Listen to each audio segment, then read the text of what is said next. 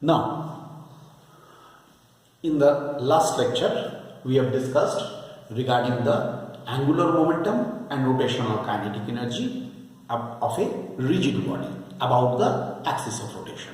Now, we have the torque of the rigid body. That is also in the same connection, the same figure I am referring. This also we have got M1, M2 and Mn are the point masses constituting this body, and their perpendicular distances from the axis of rotation have been shown here like this. Everything is very clear. Then here what will happen? In this case there will be, torque.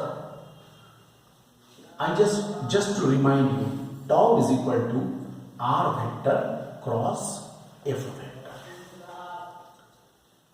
Okay, that means here r into f into sine theta. Just we are keeping in our mind r vector is equal to f vector. Sorry, I write it like this because here it is tau is equal to r into f into sine theta. R into f into sine theta.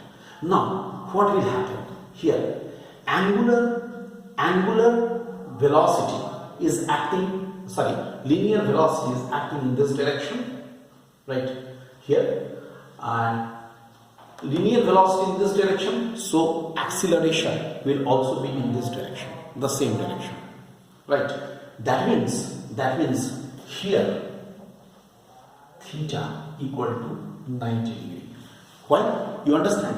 Why? Because acceleration will also be acting in the direction of the velocity. That's why acceleration जिस direction में रहेगा उसी direction में तो force रहेगा, तो r और f के बीच का एंगल 90 डिग्री हो जाएगा. यानी क्या होगा? tau is equal to simply r into f. Okay, and just like the previous case, we have said omega is constant. Similarly, here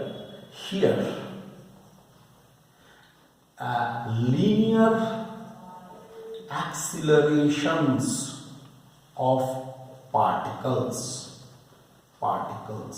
will be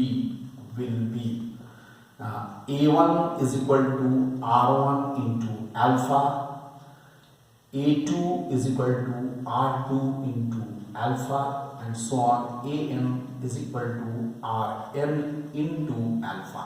Here angular acceleration alpha is equal to d omega by dt. I just tell you here angular acceleration alpha is equal to d omega by dt. Very easily you can find out. देखो मैं तुम्हें orally समझाता हूं. अगर इसका निकालना हो तो तुम क्या करोगे?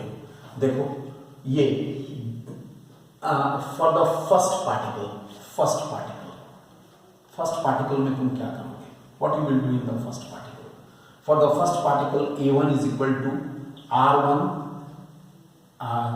a1 is equal to dv1 by dt, that is equal to d by dt of r1 into omega, that is equal to r1 into d omega by dt. How much? r1 into alpha. Just see, just like here v1 is equal to r1 into omega, a1 is equal to r1 into alpha. Alpha is the angular acceleration. Then what is the torque? Torque of first particle. Torque of the first particle exactly in the similar way. How much? Tau 1 is equal to how much? Tau 1 is equal to r1 into f1. R1 is as usual, F1 will be how much? F1 will be M1 into A1 is equal to R1 M1 R1 alpha is equal to how much? M1 R1 square alpha. थोड़ा सा mathematical है, check कर लो. So what is the torque of the entire body? Torque of the entire body. Tau is equal to tau 1 plus tau 2 plus so on tau n. It is equal to m1 r1 square alpha plus m2 r2 square alpha and so on mn rn square alpha. Will it be written like this? And how much it will be ultimately? It will be m1 r1 square plus m2 r2 square and so on up to mn rn square into alpha. What is this? It is I into alpha. Very simple. Tau is equal to I into alpha.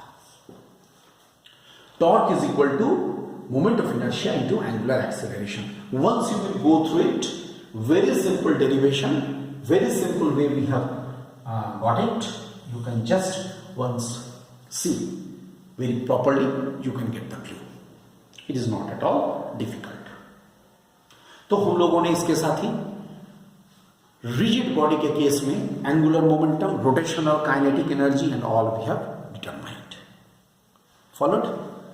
These things have been determined. Now a very important discussion, that is the principle of conservation of angular momentum. Look, principle of conservation of angular momentum.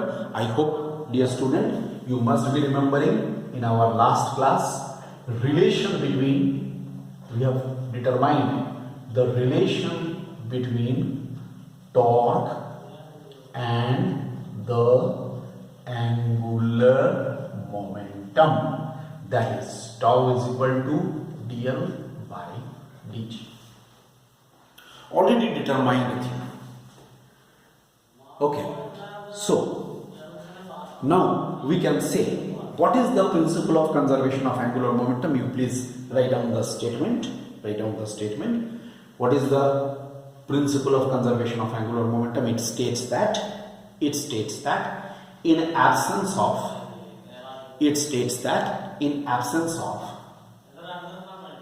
an external torque,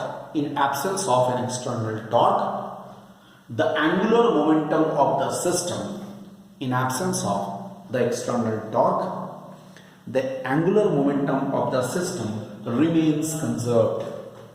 The angular momentum of the system remains conserved. That means for tau equal to 0, what we shall have? dl by dt is equal to 0. So L is a constant with respect to time. It is a constant. And for a rigid body, today only we have discussed, for a rigid body, I into omega is a constant. Minus I into omega is a constant. Okay, I into omega is a constant means if I increases, omega, that is the angular speed, angular velocity decreases, and vice versa.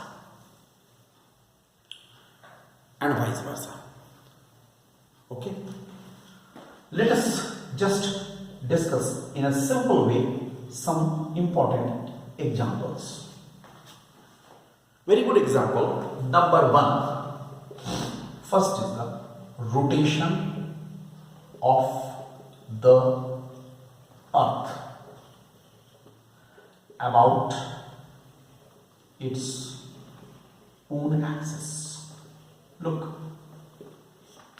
when the earth rotates about its own axis, earth is continuously rotating about its own axis. So when the earth rotates about its own axis, the conservation principle of angular momentum is followed. Why it is followed? How can you say that it is followed? It is followed in that case because there is no external torque. It is rotating by its own. There is no external torque. That's why angular momentum is always conserved. Second example. Suppose there is a, like this. This is a, look, I just show it. It is a rotating platform. Okay, try to follow me. A rotating platform it is. It is a platform, it is rotating. And a person, it is a person, P, is standing on this. Try to follow me. It's a very important reasoning question. A person is standing, okay, on this rotating platform with the arms outstretched. The person is standing on it with his arms outstretched, right? And the platform is rotating. If the person pulls his hands inward like this, folds the hands inward, it is observed that the speed of rotation increases automatically. I hope I am very clear in making you understand the situation. Rotating platform, by its own it is rotating. No machine is there, it's just rotating. The person is standing with the arms outstretched. The person is pulling the arms, folds the arms.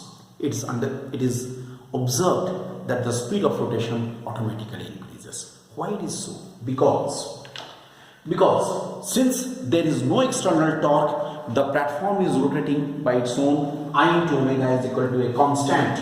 This is applicable. I into omega is constant. The person is pulling the hands inward, right? When the person pulls the hands inward, I decreases, moment of inertia decreases. Why? Because moment of inertia is equal to the mass into the square of this arm distance. Arm distance is decreasing, right? That's why I is decreasing, so omega is increasing. Whenever I into omega is a constant, if one decreases, another increases, and vice versa. So I decreases. So what we shall write? When the person folds his arms inwards, his moment of inertia decreases, and as a result of which omega, his angular speed, increases in accordance with conservation principle of angular momentum. A very important reasoning question. Okay, so this is all about the conservation of angular momentum. In the next class, a small bit is left in this chapter that will be completed. Thank you.